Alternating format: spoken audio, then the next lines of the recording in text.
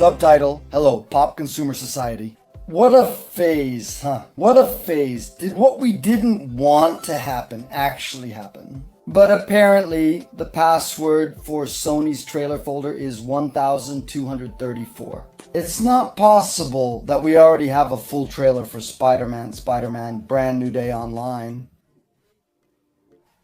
Being passed from hand to hand in terrible quality, you can barely understand anything. Everything's blurry and out of focus. They never learned to film a television screen, my god.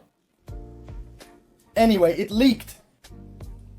We were discussing Marvel Studios leaks when Sony pictures appeared. They get jealous and say, oh yeah. A trailer showed up with a lot of information, confirmations, and we're going to talk about everything here. But first I want to tell you how this leak happened. From what I understand, from what I investigated, it seems that Sony actually has a folder, a website, an app, where some of the studio's upcoming trailers are stored. And they invite some people to watch these trailers and give their opinion. These are trailers that aren't finished yet. They can be changed until their official release, but it's like a test screening for trailers. So it's the people who are hired, the selected ones, who watch and say, look, I thought this was good, this many stars, okay. The thing is, this guy, I don't know why, just lost it. Seeing it was a Spider-Man trailer, he nervously grabbed his phone and shakily recorded the screen. He was careful to put bars over the names, because usually with these products that are made available for testing or review before release, there's a name on them. That happened to me when I got an episode of House of the Dragon. My name was huge on the screen.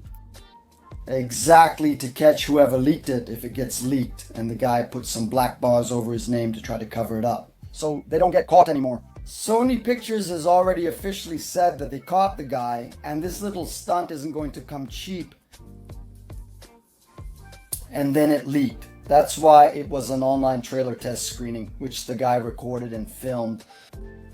It's pretty similar to the leak that happened with No Way Home. Remember No Way Home? A trailer also leaked with someone using a cell phone to film a computer screen, probably in an editing room where they were finishing the trailer's editing. In this case, it wasn't an editor who was there and took out their phone to film. It was actually an unofficial screening that happened. It's a watermark, but this watermark was disguised, but it didn't help at all. But what's in this trailer? If you haven't seen it yet, if you go on X right now, you'll see this trailer all over the internet. Marvel has already started trying to take it down. But there's no time. They can't do it. It's already spread. There's no way. It's late at night. It multiplied. Spider-Man, and what shows up? First, is it Peter Parker talking? We don't know if he's narrating or if he's talking to someone. It seems to me like a kind of narration, like he's talking to himself off screen, saying that he stopped being Peter Parker. It's to protect the people he loves that sometimes Spider-Man has to do things that break Peter Parker's heart, and that he is also Spider-Man.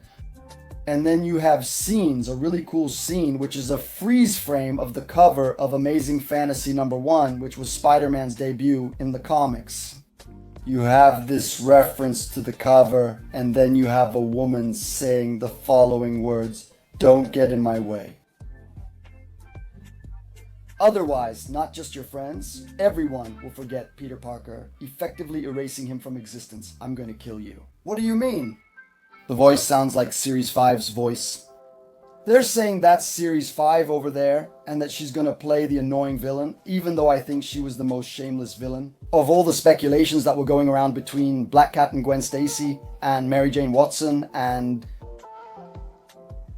Mayday Parker, all the speculations, Jean Grey for Series 5, that was the worst one, and that's what Sony chose. Congratulations, Sony. So she's going to be a multiversal villain whose goal is to destroy the Spider-Man totems, the main Spider-Man from each of the main universes. And Peter Parker is one of them. So she enters Peter Parker's universe to destroy Peter Parker, and she says, "Don't get in my way." So, maybe here I can suggest, if it's really Satra, that there's an adaptation of the character, because her path is Peter Parker. She wants to devour Peter Parker, literally. And in this case, she has another goal that he's getting in the way of.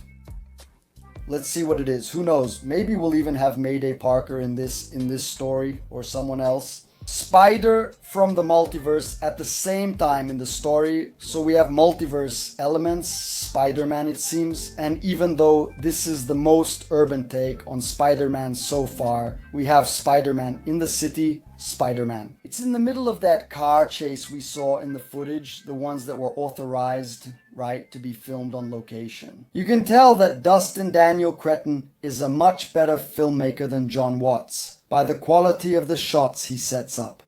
You can't really see what it's like, the color, what the cinematography is like, because it's really bad. But you can tell that he's doing a bit more polished work than that washed out stuff John Watts used to do. We have a character who talks to Spider-Man and talks about spiders, about what spiders do. One change is biological, like an evolution, and between these two stages, it's defenseless. And it's at that moment that only the strong spiders survive.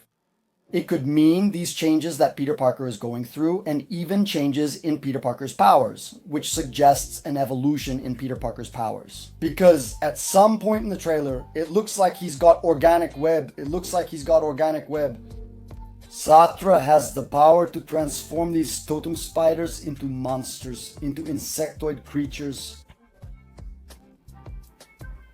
What if that happens to Peter Parker, right? He gets poisoned by the Satra and starts developing powers more similar to a spider like biological webs. As with Tobey Maguire, this can happen or have another cause. You can't always be certain. We have an invasion of people dressed in red, a lot of them, which seem to me like the hand ninjas that are in the Spider-Man story.